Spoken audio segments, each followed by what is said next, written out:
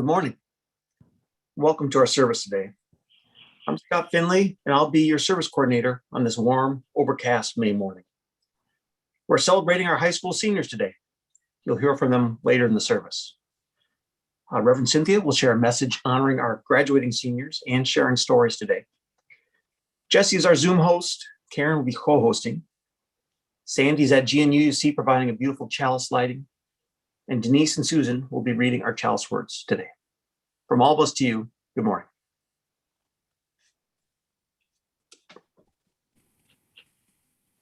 The contact info on your screen shows you the best ways to get in touch with folks with answers. Texting or calling Reverend Cynthia at 859-221-3034, or reaching out to our admin, Chris, at gnuuc@gnuuc.org.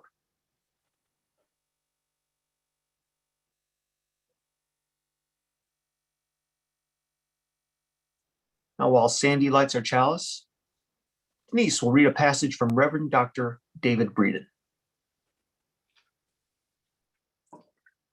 Welcome to a new story. Welcome to a day unwritten. We gather to speak of possibility. We remember the losses. We celebrate the victories. As a people of story, we embrace the possible rather than the probable, weaving a story of hope. Join us in the new story. Join us in the day unwritten. Join us in the future of possibility.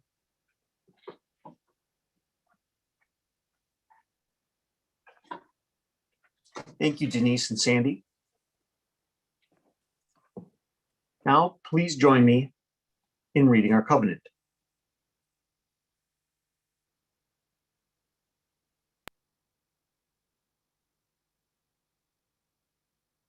We covenant together to make a welcoming community, to walk together in the way of truth and love, to seek the life of the Spirit as it is known by each person, to support each other in thought, word, and deed as we work to build a better world.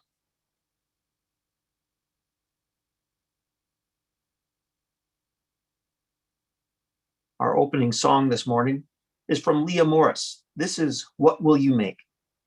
Please enjoy and feel free to sing along.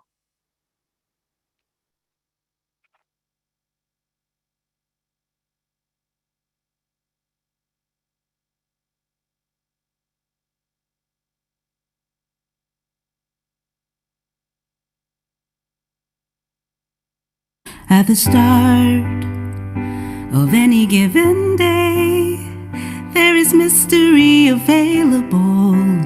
There is a game waiting for an open heart to say yes. Here I am, I'll play.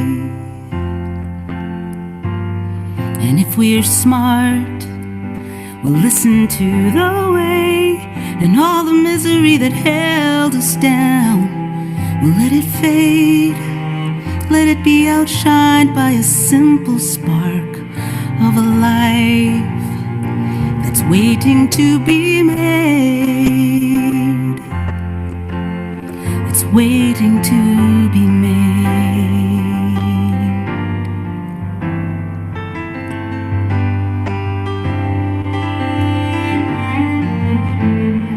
What will you make of this day? What will you keep? What will you change? What will you see? What will you believe? What will you make of your dreams? Will you keep sleeping, or will you awaken and decide what you will make?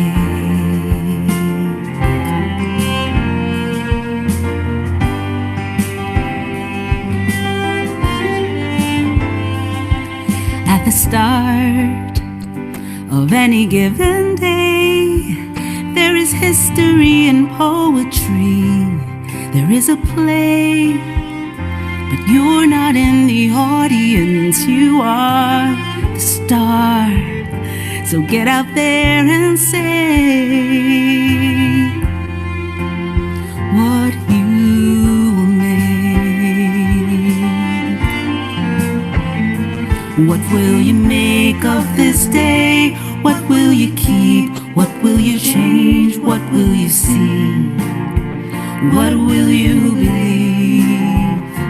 What will you make of your dreams? Will you keep sleeping, or will you awaken and decide just what you will make of this day? What will you keep? What will you change? What will you see? And what will you believe? What will you make of your dreams? Will you keep sleeping, or will you awaken and decide what you will make?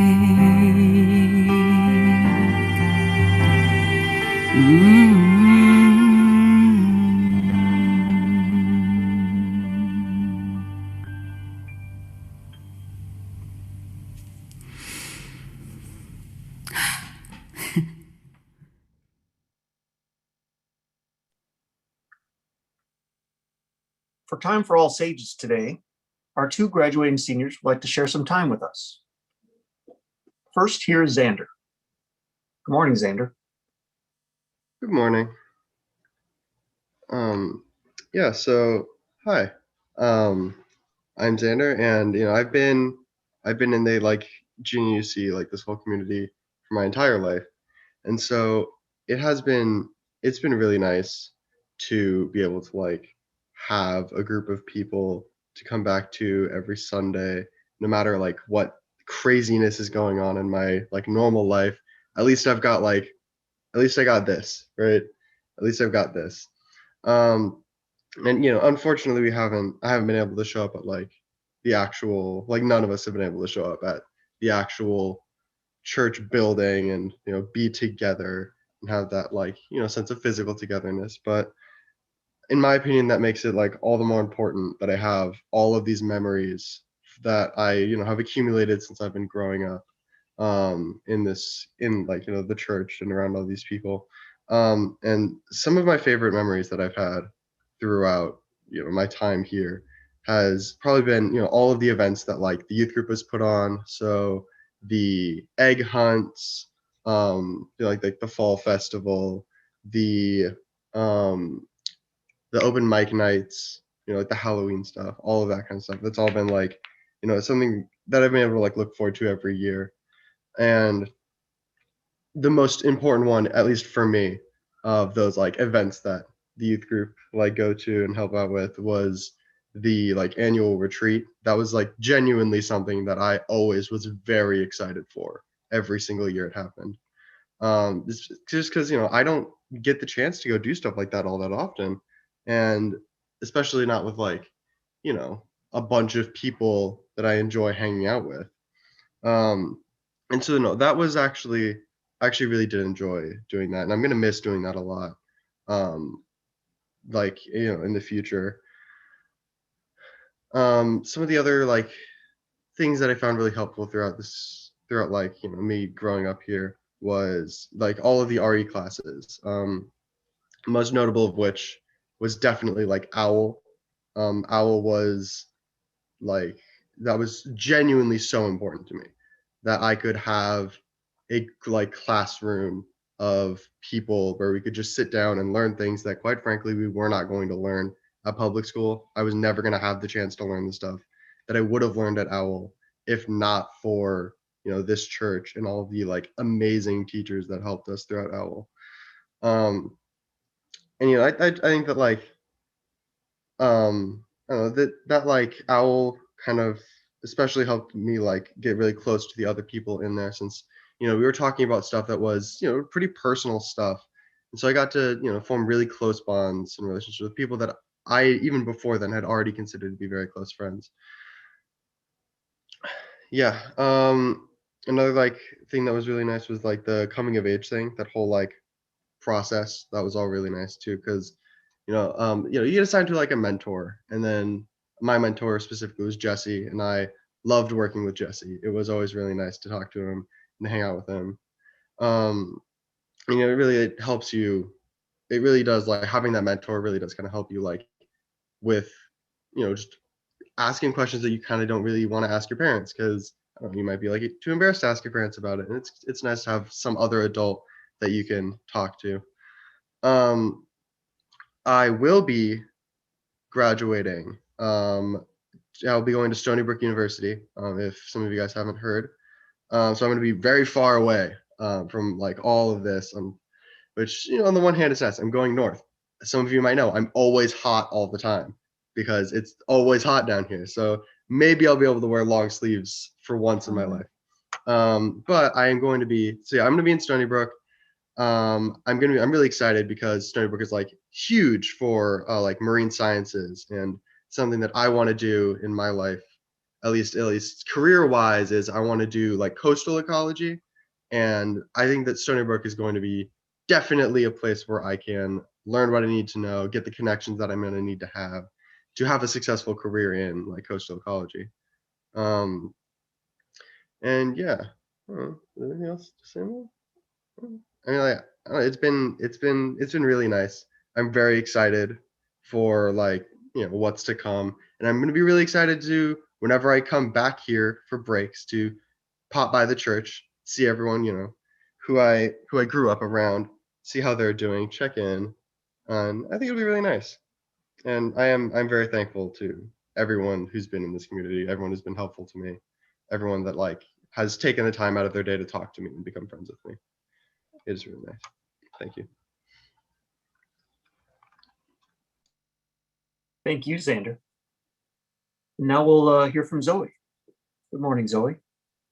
Hi. So, most of you probably know I'm Zoe Gimignani. I have been attending GNUC since we moved to Nashville in 2013, and I became a member 2 years ago, which I'm very proud to be a member. As someone who's been homeschooled my whole life, my excuse me, my journey after graduation doesn't exactly look like many people's.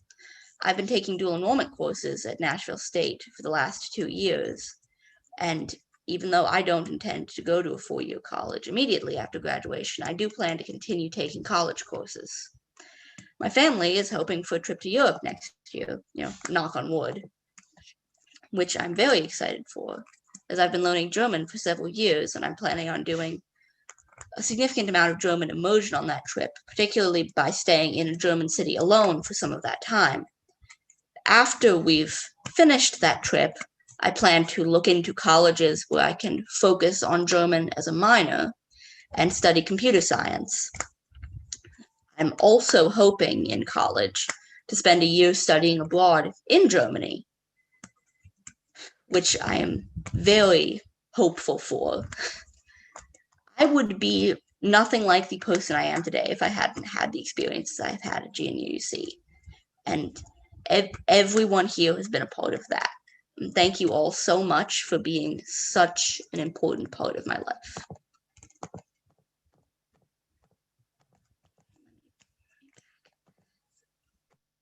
Thank you, Zoe. I appreciate hearing from both of you today, and I look forward to hearing more about the next chapters of your lives as they unfold. Thanks again.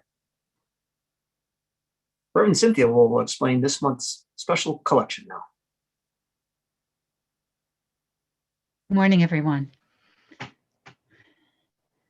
We are doing a special collection this month in lieu of our normal Share the Plate program. As many of you know, the Minister's Discretionary Fund gives me the ability to help those who need financial support for a variety of needs without having to broadcast that need to the congregation.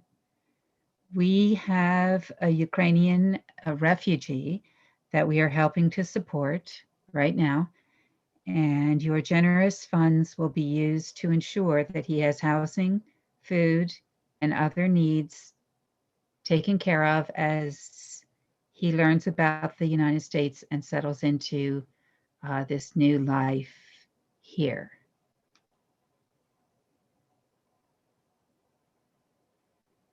Your screen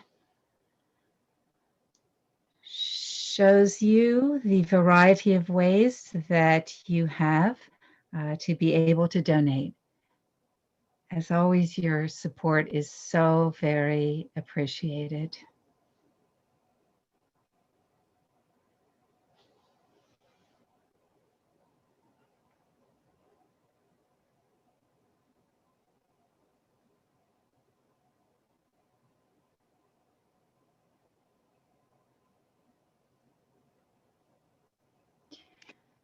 This is a reading and a meditation. It's from Padraig Otuma, and some of you may be familiar with him.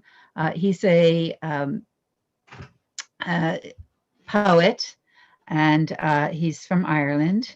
He's currently, I believe he's in Ireland, but he is often on the On Being podcast. If you go to their website, they have a special segment about poetry, and I think it's called On Poetry, but he does that. It's wonderful. And he's a gay man, and it's been, it's difficult. It's been difficult for him in Ireland, which is more conservative, especially this part that he came up in. And this reading is also a meditation. So I would ask you to listen and enter it into the spirit of meditation, and also offer it to our graduating seniors and everyone. How to be alone.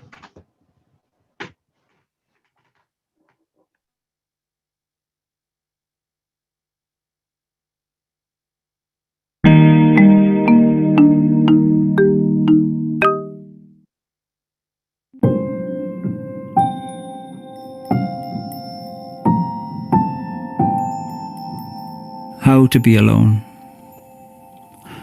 It all begins with knowing nothing lasts forever, so you might as well start packing now. In the meantime, practice being alive.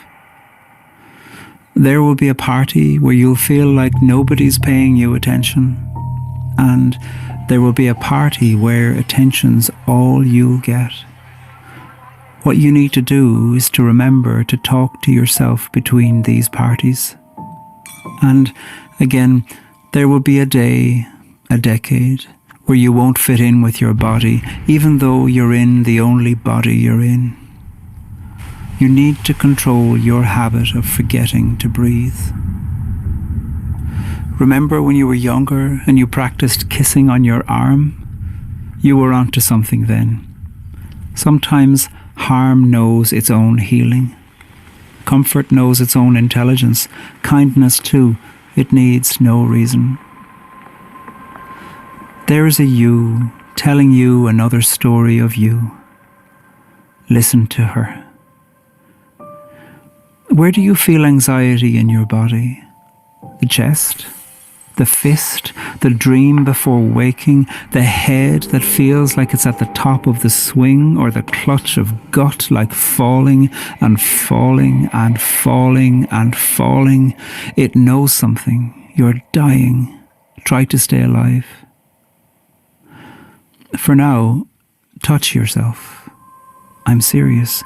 Touch yourself. Take your hand and place your hand someplace upon your body and listen to the community of madness that you are.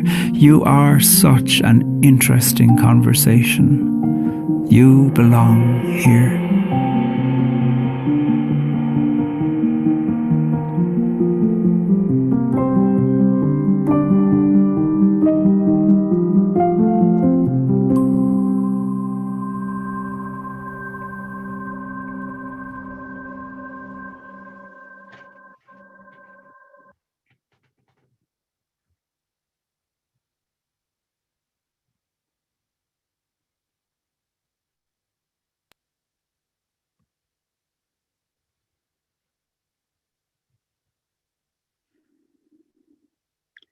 There is a you telling you another story of you. You are such an interesting conversation. I'm going to play a couple of short excerpts from a podcast by a friend of mine, Aminata Cairo, and I'll be telling you a little bit about her. I also mentioned her in my e-blast column. And we have a photograph of her as well. Here we go. She used to be a member of my congregation when she was in Lexington. And I had a similar pathway that I took. Just a moment.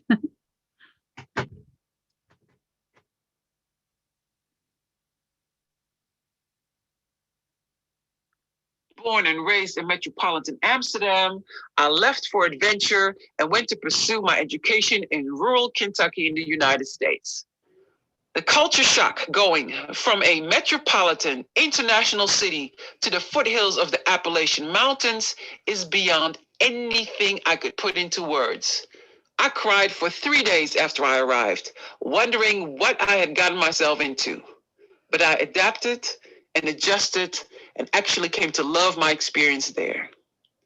I stayed in the residence halls. In my first year, we still had only one telephone for the whole floor. Throughout the day, you would hear girls running up and down the halls, waiting and hoping for phone calls, mostly from boyfriends. Pretty soon, we had a Friday evening routine, however. We all knew that on Friday evening, at a certain time, Peggy Sue would receive a call from home. Peggy Sue, don't answer the phone. You know who it is. Peggy Sue did know who it was and would always dutifully answer the call. Peggy Sue was born and bred in Kentucky, raised on a farm not far from the college. Every Friday night, her folks would call her to ask when she would come home. Peggy Sue, ain't you ready to call it quits yet? A girl ain't got no business getting an education. Just come on home to the farm and get married. Peggy Sue would listen and be ever so polite. Yes, ma'am. No, ma'am. Yes, sir. No, sir. While tears would be streaming down her face. Every Friday, we would beg her not to answer the phone. Every Friday, she would stand there crying until one day she didn't. Peggy Sue gave in and went home. I often tell this story to my students to tell them about the complexities of diversity. I was Black, female, international, and across the ocean from my family. By all accounts, clearly the other and perhaps in need of special attention and assistance. Peggy Sue was white and local, yet Peggy Sue was farther from home than I ever was. When we hold space, we don't know what kind of stories are present in the space. We do not know the kinds of sacrifices people have made or are making to be in the space. I graduated from college and went on to pursue my master's degree in a nearby city. One day, I was walking and ran into Peggy Sue. She shared that she had gone home and had married as desired by her family. Her married life had been difficult, however. Her husband was involved in drugs, something quite common in rural Kentucky with a desperate economy. She had 2 children in the marriage and eventually chose better for herself and her children. She divorced her husband and went back to college. I am back and I'm determined to finish this time. I looked at her, saw her confidence, and knew that she meant it. I'm convinced that Peggy Sue is somewhere out there with a college degree. And while you think about Peggy Sue, I have one more brief excerpt.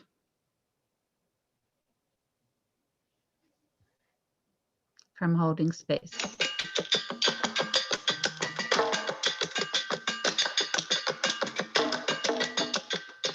Out of the many ancestors that support my path, there is a specific one with whom I have an affinity.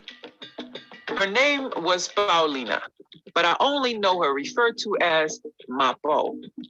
She raised 4 girls, fathered by 3 men, mostly by herself. She walked with a machete on her hip and took no shit of anybody. When a man got fresh or otherwise trespassed her sensibilities, out the machete would come and she would chase them off running. there would be no need to come back after that. It might explain why her children's fathers did not stick around. She was my great-grandmother. My aunties have compared me to her on several occasions. I'm not sure if that has to do with her toughness or her inability to live with a man. I suspect the latter, but I don't mind.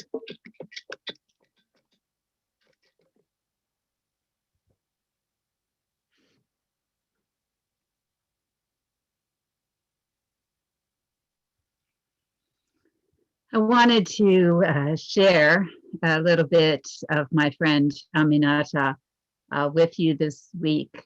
This week in particular, as we think about these transitions and also thinking about stories. I've become acquainted with her new podcast and her book, and I hope you'll check those out because they're about story. And since we were celebrating the transition of our graduating high school seniors.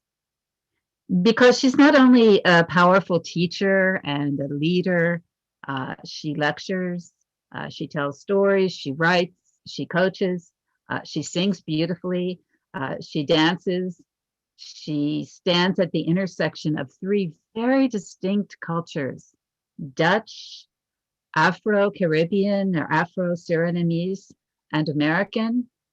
She has 3 sons of her own, and she works closely with young people, transgender youth in the Netherlands, LGBT youth in the Netherlands, youth of color, Black Lives Matter organizations in the Netherlands, and young people in transition and crisis.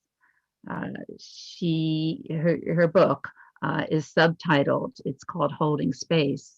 It'll be out soon. I'll make sure to give you the information if you want to order it. But it's subtitled Disrupting Diversity and Inclusion. And that captured me right there. Because I think what she's trying to do is to question these surface notions that we have about diversity and inclusion, and liberals in particular, I think, give often surface attention to these things. And that's a little bit what I'm going to talk about today with stories. Last fall, she left her academic position as a professor in The Hague of diversity and inclusion. That's what her title was.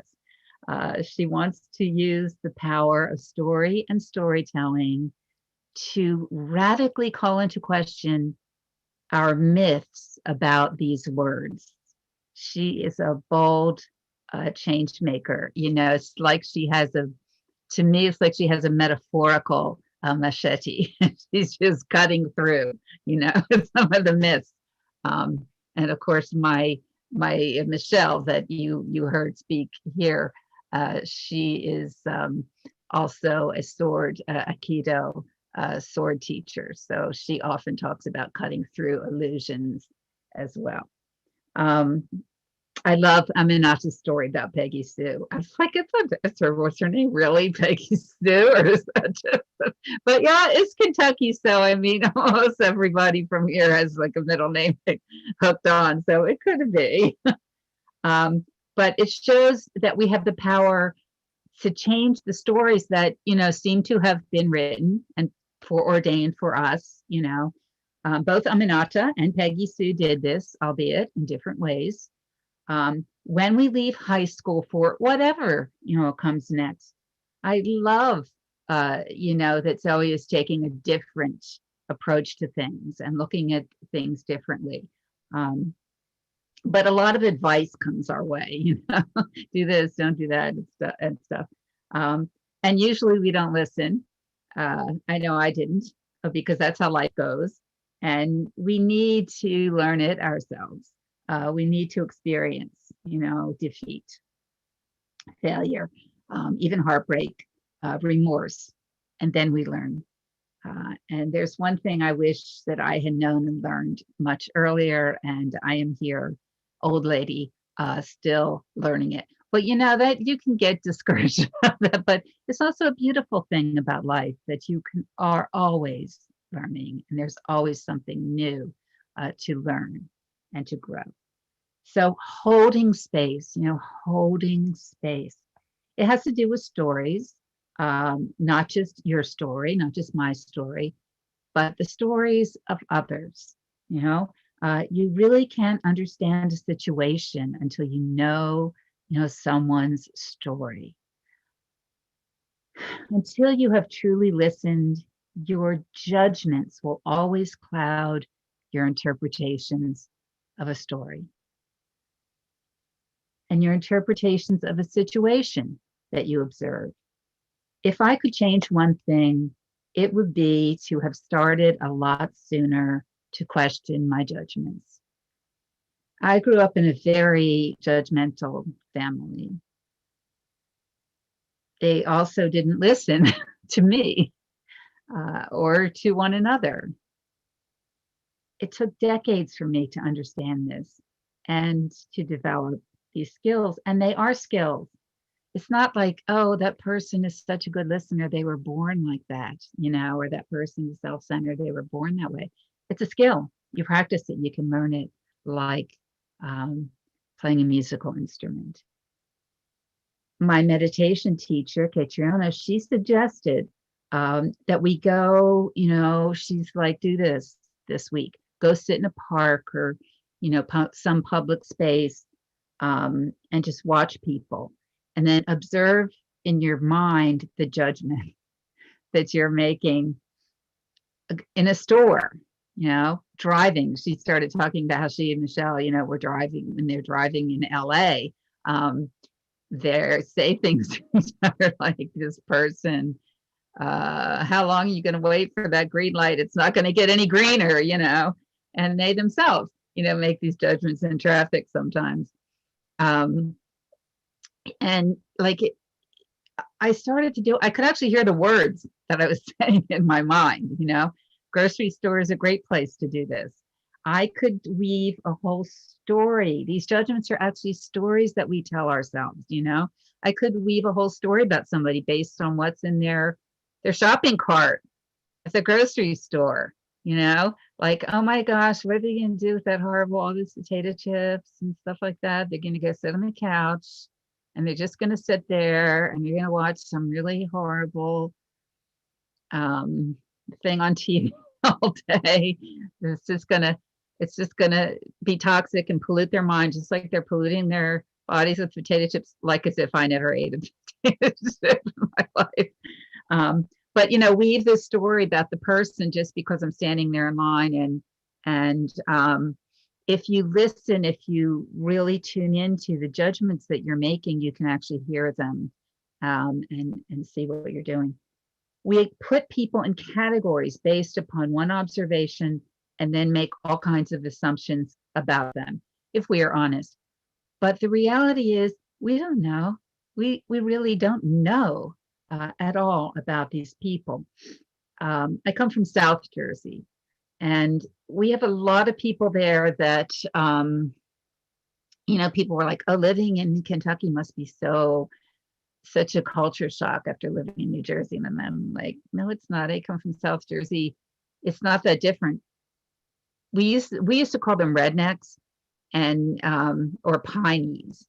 And of course, that wouldn't be politically correct now, but it's basically the same as when somebody in Kentucky calls someone a hillbilly, But having lived amongst many of these people for half my life, I know better than to judge them by how they look or what they wear or how they talk. And likewise, in Kentucky, I live in the country. In central Kentucky, there are lots of longtime rural families. Nobody calls them hillbillies, but they're less likely to be educated. But that doesn't mean they're racist. That doesn't mean they're drug dealers or homophobic. It doesn't even mean they're Republicans. A person who has learned to listen to the stories of others and to hold space for others, suspend judgment, will find that there are good people everywhere. I've been reading about this man. Those of you that are from Nashville, you probably know about him. His name is Will Campbell. He was a Baptist, Southern Baptist preacher. He lived in Nashville for a good part of his time, and he died there, I guess. But he was very involved in the civil rights movement, and he was such an interesting character. He wrote several books because he not only did he minister to the people in the civil rights movement and was involved with Dr. King, but he also went to the homes of the Ku Klux Klan and ministered to them. And people just didn't get that about him. He said, God should be available to everybody. And he actually lived out, the way he understood the gospel. And he was anti-abortion, for example. So, he confused a lot of people because he followed his beliefs about God and about the Bible and what he, where he came from. And he didn't just listen to what everybody thought he should be doing. Well, he held space for everyone. He held space for everyone. And that is very, very, very rare. So back to diversity and inclusion. Those words, diversity and inclusion, holding space versus diversity and inclusion, they can be performative. If you talk to a person of color, sometimes they will say, I felt like I was just ticking a box. In other words, people just chose me for this committee or this job or whatever, just to have a person of color. And well-meaning liberals do this kind of thing out of good intentions. But if we stop there, if we stop at just diversity, inclusion, we're good because we do that, we don't really come to know all of the other. So I'm talking about this today because you use in raising our young people, we do a great job of teaching them about diversity. We say we value people of color, for example. We say Black Lives Matter. But what if the people of color, like the Black community I work with here in rural Kentucky, what if they're resistant to getting vaccines? Now, what if they're evangelical Christians and they are pro-life and anti-abortion? What if they shop at Walmart and they eat at Wendy's and they, are still transphobic? What if our stories, don't fit neatly together? That's where I believe that we, as you use, and also just as liberals can grow, holding space. We can hold space for the other, Saminata says. Chimamanda Ngozi Adichie, who is a Nigerian writer, very famous now, she talks about the single story. Whenever we tell the single story about a group of people, whatever that group of people may be, we limit that group of people. She says there's an Igbo word, Nikali, which means greater than the other. And she says you can't ignore power in the single story. And I think that's something that happens with liberals and Unitarians too.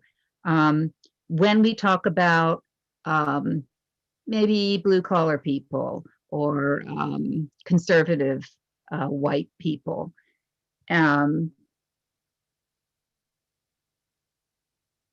power in the single story. That's what Nikali means. It means greater than the other. So the one who has power tells all the stories, has their stories heard, has their stories circulated, and the single story can apply to any group of people. We always have to listen and hold space.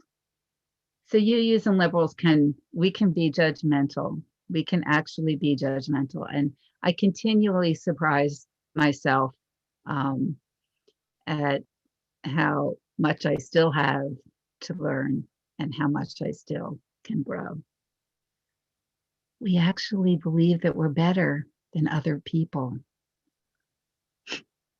It's true. Not based on the usual categories, of course, of course not, but based upon things like education, geography. Some of you that are Southern, you probably have experienced this. I mean, even Northern UUs and Northern liberals, we'll talk about the South this way. Accent, people with a Southern accent, if you're Southern, you've probably experienced this. Religion, politics. The stories we tell about these groups of people may not be racist, but they keep us from becoming whole and fully loving human beings. We're not all going to be Will Campbell. Sounds like he was Jesus walking on earth, but we can move closer to being more loving, more whole. So what if we listen for the next story we start to tell ourselves about another, and just pause when we hear ourselves telling that story about another, and just say, wait a minute, I don't know. I don't know. What if once in a while we take the time to engage someone who is other than us, and just really listen with curiosity and compassion to their story, holding space. Well, nobody asked me for my advice, but if they did, that would be my advice for graduates. Hold space for the other, and also hold space for yourself, because as Patrick Otuma says, you are such an interesting conversation. You belong here.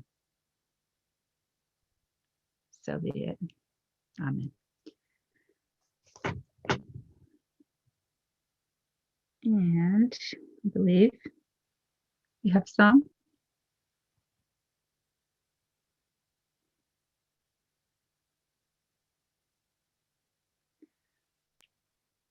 Please sing along with Fire of Commitment.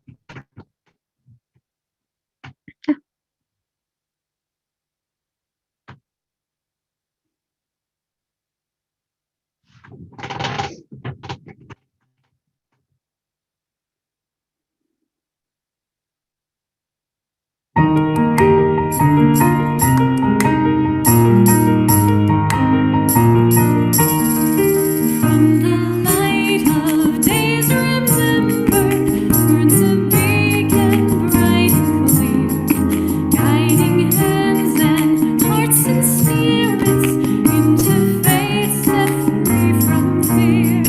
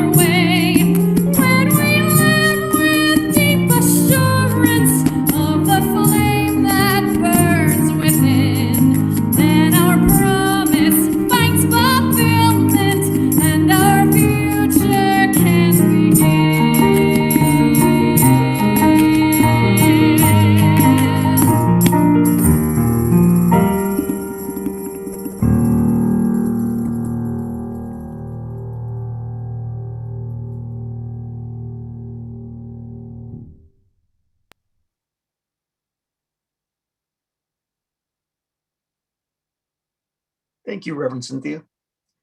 Jesse, if you can please turn off the YouTube live stream as we open up to sharing our joys and concerns today. Thank you to those of us who joined us on